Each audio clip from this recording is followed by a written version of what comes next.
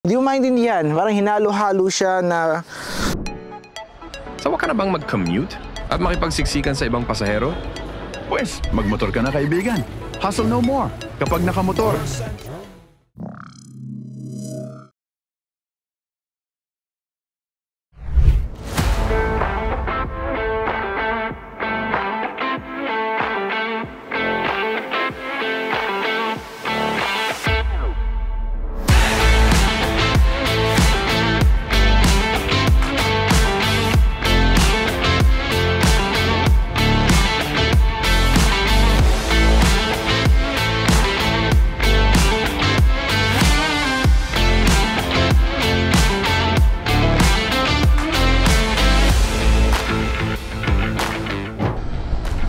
So isa talaga sa nagustuhan ko dito sa ano na to, no, sa R150 ng Monarch. Tingnan mo yung leg extension niya, oh. 'Di ba? Para siyang maxi scooter. Ang ganda ng ano niya. Positioning niya dito, naked handlebar, no? Digital yung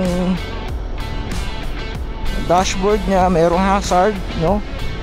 Nga pala may kill switch to, no? Pag nagpark, binaba mo yung side stand, ano? Maganda nito, may USB rin. Yan, no? May USB port din. Overall, naked, pang retro na futuristic yung datingan. Ganda. At higit sa lahat, keyless, di ba? By the way nga pala, no, yung hook niya dito, yung hook niya, ano, discreet lang, pindutin mong ganyan. Ganda. Ang ganda ng ano niya, ang ganda ng features niya. Yung hatak niya, no, for the 150 displacement na 2 bulb, not bad actually.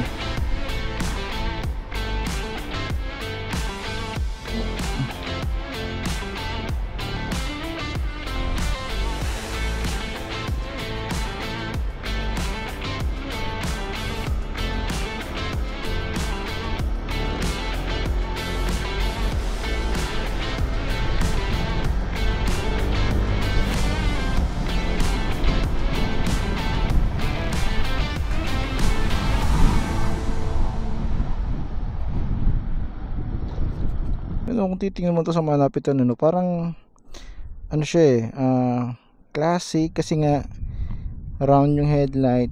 Tapos yun naman yung uwang dito, tingnan mo, oh.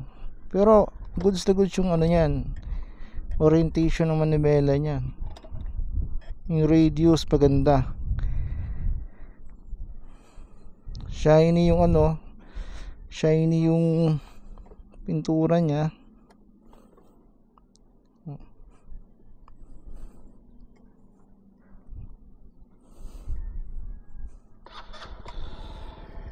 Merong hazard yung headlight.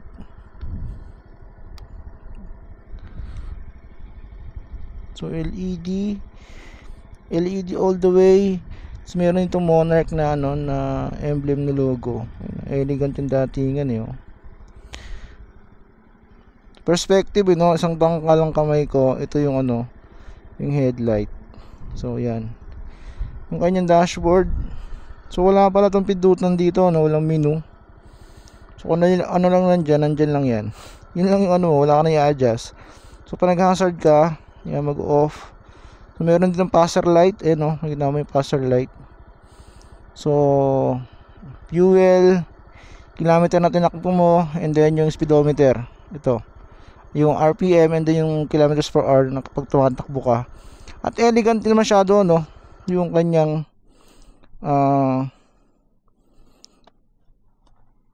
ignition system niya. Keyless nga pala to. Ito yung kanyang susi.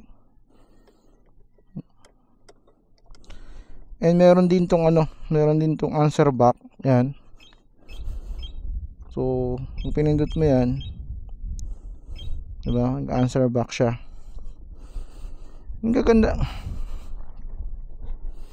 Yung kagandahan din dito, yung pillion step niya.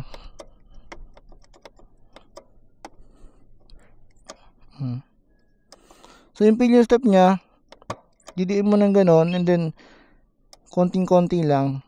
Parang sa ano to, naalala ko yung Kimco, parang ganito sa Kimco, yung KRB.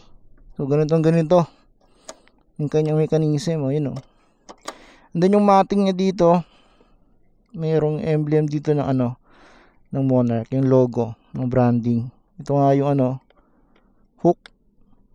By the way nga pala, kahit sabi mong naked yan, meron niyang lagayan dito. Wag ka, diba? Ang galing ng innovation dito ng ano, ng Monarch, yung arrow. Sa kabila meron din. So meron lagayan dito na may ibang importante, maliliit na bagay lang naman. Pwede dyan. And then yung kanyang susian. Then yung kanyang upuan, ayan. Buksan natin. So meron siyang 20 liter, no? Na ano, na capacity sa kanyang U-box, and then 7 liters nga pala yung gas capacity nito sa full tank.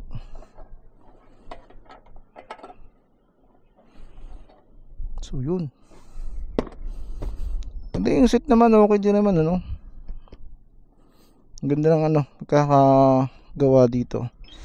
And then yung kanyang mags, 14 to, tubeless, 14 din sa likod.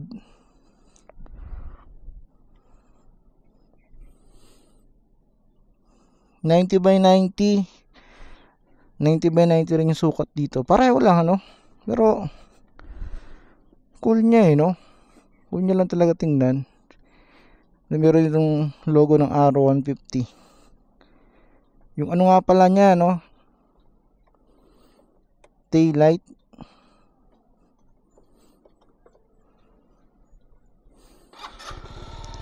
So yung tail light niya, merong M, no? Logo ng Monarch. So ito yung kanyang ano,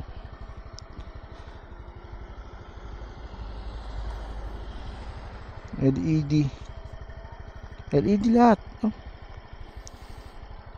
Single cylinder, air cooled. Medyo ano lang ako dito, off lang ako ng konti yung design dito. Medyo straightforward lang, ano. Wala siya masyadong techie inspired, something like that, ano. Pero overall super goods. Kasi so for riders reference, 5'8" yung height natin. Ito yung look natin kapag sakay tayo ng Arrow na 150, no? So gulay board, napakaluwag, may extension ng paa. Baga ang ganda yung ano niya, parang sophisticated na retro na hindi mo maintindihan. Parang hinalo-halo siya na parang pinag-aralan na maigi talaga, na eye-catching yung kanyang appearance.